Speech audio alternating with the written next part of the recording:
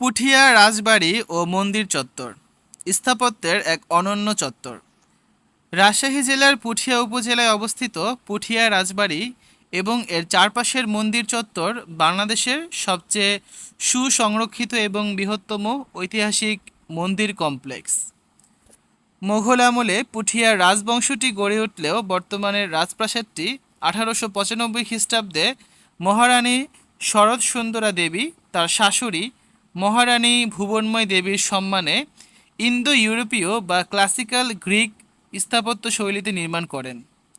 এই বিশাল দোতলা রাজপ্রাসাদটির সম্মুখভাগ সুউচ্চ স্তম্ভ, অলংকৃত বারান্দা এবং চমৎকার সিংহদ্বার দিয়ে সাজানো, যা তৎকালীন জমিদারদের রাজকীয় জীবনযাত্রার পরিচয় দেয়। তবে পুঠিয়ার আসল আকর্ষণ হলো এর বিশাল রাজবাড়ির চারপাশের জলাশয় ঘেঁষে গড়ে ওঠা অনন্য সব মন্দির। এখানে বিভিন্ন আকৃতি ও স্থাপত্য শৈলীর বেশ কয়েকটি মন্দির রয়েছে।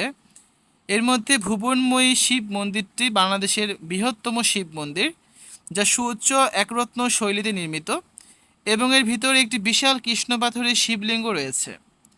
ঠিক পাশেই রয়েছে চারতলা বিশিষ্ট পিরামিড আকৃতির দোল মন্দির বা দোল মঞ্চ। এছাড়াও রয়েছে পঞ্চরত্ন গোবিন্দ মন্দির, যা কান্তজীয় মন্দিরের মতোই চমৎকার পোড়ামাটির ফলক দিয়ে আবৃত এবং এতে রাধাকৃষ্ণের লীলা খেলার ছবি খোদাই করা আছে। একই স্থানে জগন্নাথ মন্দির এবং বড় আহ্নিক মন্দিরের মতো ভিন্ন ভিন্ন নকশার এতগুলো প্রাচীন মন্দির পাশাপাশি অবস্থান করার উদাহরণ সমগ্র বাংলাদেশে আর কোথাও দেখা যায় না। এটি আমাদের স্থাপত্যকলার এক বৈচিত্র্যময় ঐতিহাসিক প্রদর্শনী।